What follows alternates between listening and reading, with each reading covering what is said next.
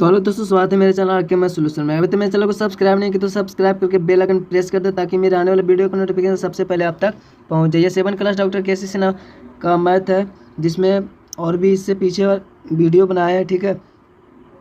तो उस वीडियो को नहीं देखे तो देख लीजिए। ये 1 का भी है, पूर्णांक चैप्टर है, ठीक है। तो इसमें पूर्णांक के बारे में हमको जानना होगा। जैसे पूर्णांकों का गुणन, मतलब पूर्णांक से गुणन करेंगे, तो अगर पूर्णांक धनात्मक हो तो उसको गुना करेंगे। तो कोई भी धनात्मक पूर्णांक हो तो आप गुना करिएगा तो एक धनात्मक पूर्णांक ही प्राप्त होगा। जैसे प्लस में 2 ही हो और प्लस में 3 हो तो 6 होगा, ठीक है। यानी कि दो धनात्मक पूर्णांक का जो गुणनफल होता है एक निरपेक्ष मान के बराबर होता है। निरपेक्ष का मतलब होता है जो चिन्ह से स्वतंत्र हो, ठीक है। जैसे 3 का निरपेक्ष मान जो होगा वो 3 ही होगा, ठीक है। या फिर -3 भी होता तो भी इसका निरपेक्ष मान 3 ही होता, ठीक है। तो इस प्रकार से इसको समझने में कोई दिक्कत नहीं होगी। धनात्मक पूर्णांक का गुणन आपको करने में कोई दिक्कत नहीं होगी। कोई भी दो धनात्मक पूर्णांक होगा तो धनात्मक पूर्णांक ही मिलेगा, लेकिन एक धनात्मक और एक ऋणात्मक पूर्णांक का गुणन हो तो आपका जो पूर्णांक होगा वो ऋणात्मक में ही आएगा। मतलब जैसे -2 होगा, -3 होगा, उसमें गुना अगर हम 2 करें तो 3 दूनी 6, तो ये निरपेक्ष मान है। लेकिन निरपेक्ष मान जो आएगा वो उसमें मतलब जो भी निरपेक्ष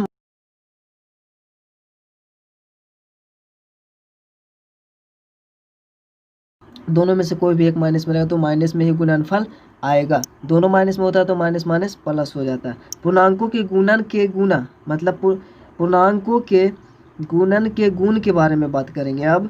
तो इसमें इसका गुण जो है पहला है संबारक, यानी इसको समवृत्त नियम भी कहते हैं, ठीक है। और इस नियम में क्या होता है कि कोई भी दो पूर्णांक होगा उसका गुणनफल एक पूर्णांक ही होगा, ठीक है।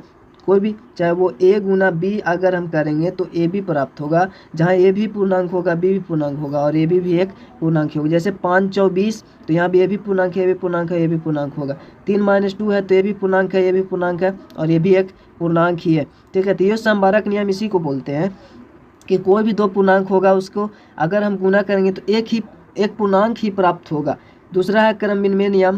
क्रम विनिमय नियम में है कि दो पूर्णांक संख्या है जिसके क्रम में चेंज करने पर, ठीक है, क्रम में चेंज करके गुना करेंगे तो उसका मान में परिवर्तन नहीं आएगा। जैसे 4 × 3, या फिर इसका क्रम चेंज कर देंगे, इसको इधर कर देंगे, इसको इधर, अर्थात 3 × 4 तो भी दोनों इक्वल ही होगा। 4 × 12 इधर भी, 4 × 12 इधर भी आएगा। तो और भी इसी तरह से एग्जाम्पल लेकर समझ सकते, जैसे 6 × 4 बोले या फिर 4 × 6 बोले, ठीक है ना, बात एक ही होगा, ठीक है। सॉरी, यहाँ पे तीसरा जो है इसका एक सहचर नियम होता है, ठीक है। एक सहचर नियम होता है तो उसको लिखना भूल गए तो उसका भी पॉइंट बोला। सहचर नियम या सहचर नियम होता है शायद। तो इस नियम के अनुसार 3 पूर्णांक होता है, a और b और c होता है, ठीक है। तो ये सहचर नियम के अनुसार कोई भी दो पूर्णांक को गुना करने पर प्राप्त गुणनफल से तीसरा में गुना करेंगे तो उसके मान में परिवर्तन नहीं होता। कोई भी दो में, जैसे a गुना b करके उसके बाद हम c में गुना करेंगे, या फिर a गुना c में गुना कर उसके बाद हम गुना b से करेंगे तो कोई दिक्कत नहीं। इसको एग्जाम्पल से समझते हैं। सहचर नियम अभी देख रहे हैं। सहचर नियम का एग्जाम्पल अगर हम देखें तो जैसे 4 × 3 × 2, ठीक है। कहने का मतलब 3 दूनी 6, 6 × 24 आएगा। या फिर ये दोनों को गुना करके गुणनफल प्राप्त होगा, उससे इसमें गुना करेंगे। या फिर हम कोई भी दो, जैसे पहले 4 × हम 3 कर लें, उसके बाद हम 2 से गुना करेंगे तो भी इसके मान में परिवर्तन नहीं होगा। 4 × 12 दूनी 24 और 3 दूनी 6 × 24 ही आएगा। तो ये हमारा सहचर नियम है। तो तीसरा छूट गया था, इसके लिए आई एम वेरी सॉरी।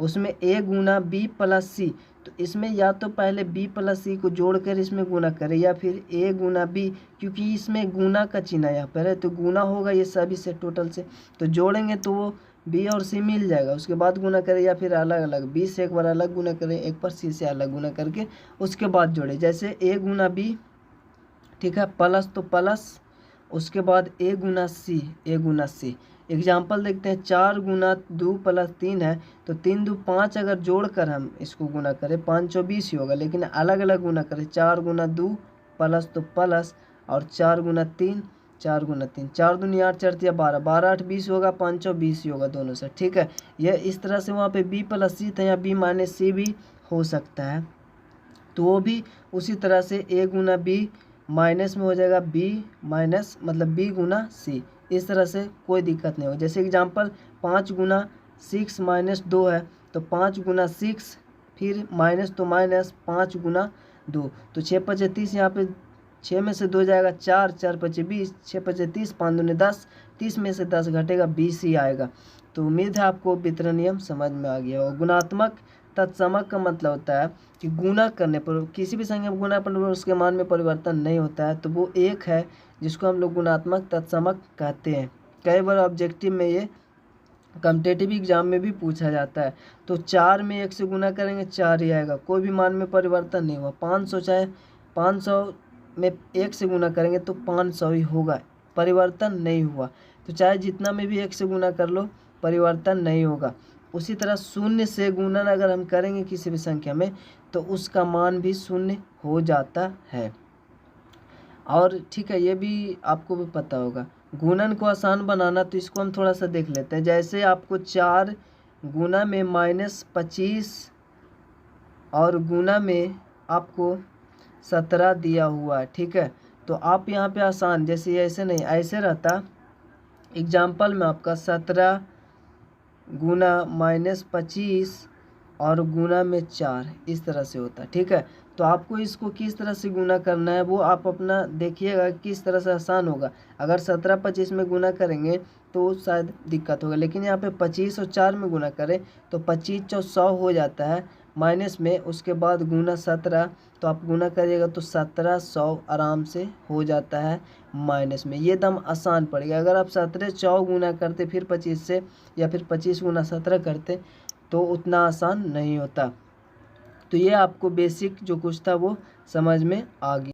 अब क्वेश्चन है, देखते हैं। पूर्णांक के गुणन पर आधारित प्रश्न है, ज्ञात कीजिए। तो इसको गुना करना है। 15 गुना -16, तो आप इसको सिंपली गुना कीजिएगा तो आपको 16 15 से आप इस तरह से गुना भी कर सकते हैं रफ में, आप इसके बाद आंसर लिख सकते हैं। ठीक है, तो इस तरह से भी गुना कर लीजिएगा आप लोग। ऐसे हम यहाँ पे बता रहे तो 16 पचे 80 हो जाएगा। ठीक है, 16 पचे 80, बाकी हाथ में 8। ठीक है, और 16 का 16 यानी 16 और 8 आपका 24 हो जाएगा। ठीक है, माइनस में है तो माइनस में इसका आंसर होगा। उसी तरह यहाँ पे 12 दूनी 24, तो 12 दूनी 24 होगा। ये सिंपली बोल रहा है ज्ञात करने के लिए, ये नहीं बोल रहा है कि आप किसी गुण का यूज करें। ठीक है, तो 12 दूनी 24, फिर 12 चौ 48, और आपका बाकी है 2, तो हो जाएगा 50। माइनस में तो माइनस में। इसी तरह इधर भी आप 21 है, तो 21 में 32 से गुना करना है, तो 21 दूनी 42 होगा। ठीक है, आप रफ में गुना कर लीजिएगा, ऐसे नहीं कर सकते तो, और नहीं तो 32 गुना 32 गुना 1 32 होगा, बाकी हाथ में 3 रहेगा। 32 का 2, बाकी हाथ में 3, 32 दूनी 64 होगा, और 64 में 3 जुटेगा तो 67 हो जाएगा। ठीक है, और माइनस में तो माइनस में। उसी तरह 14 और 55 में गुना करना है, तो 14 पचे 70 के 0, बाकी हाथ में 7, फिर से 14 पचे 70 ही होगा। ठीक है, 2 5 है, तो 14 में 70 है, बाकी हाथ में 7 77 हो जाएगा। माइनस में है तो माइनस में इसका आपका आंसर होगा।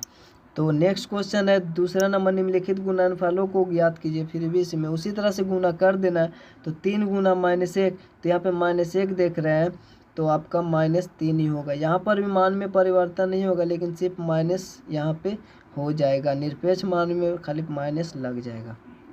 ठीक है, और -21 -30 है, तो सबसे पहली बात माइनस माइनस में गुना होता है तो प्लस हो जाता है। ये आपको आनी चाहिए, क्योंकि माँ चिन्ह वाली जो भी कैलकुलेशन वो आनी चाहिए। माइनस माइनस आपको प्लस हो जाता है। ठीक है, तो माइनस माइनस प्लस हो जाएगा। 21 30 में गुना करेंगे तो यहाँ पे 3 1 0 होता है, हम 21 तिया गुना करेंगे। ठीक है, तो 21 तिया 63 होता है, 1 0 है तो 0, और माइनस माइनस प्लस। ठीक है, तो आपका ये होगा।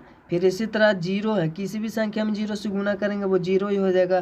तो जब ये 0 हो जाएगा इतना, तो फिर ये भी 0, फिर 0 में से इससे गुना करेंगे तो टोटल 0 हो जाएगा। 0 ना तो प्लस में होता है और ना ही माइनस में होता है। फिर -2 -1 -2 -3 और फिर 4 है। तो आपको यहाँ पे इस तरह से गुना करना है कि यहाँ पर देखना है माइनस की संख्या सम है कि विषम है। सम होगा तो प्लस में, विषम होगा तो माइनस में आएगा। विषम है जैसे माइनस माइनस प्लस और फिर प्लस माइनस माइनस ही होता है, तो ये माइनस में आएगा। ठीक है, आप गुना कर देंगे। 4 तिया 12 दूनी 24 और 24 से कहीं 24 खींची में माइनस में आएगा। ठीक है, उसी तरह 9 और 3 और 6 में गुना करना है तो आप कर लीजिएगा इसको आराम से, और ये प्लस में आएगा। और मिलते हैं आपसे अगली वीडियो में, तब तक के लिए जय हिंद जय भारत।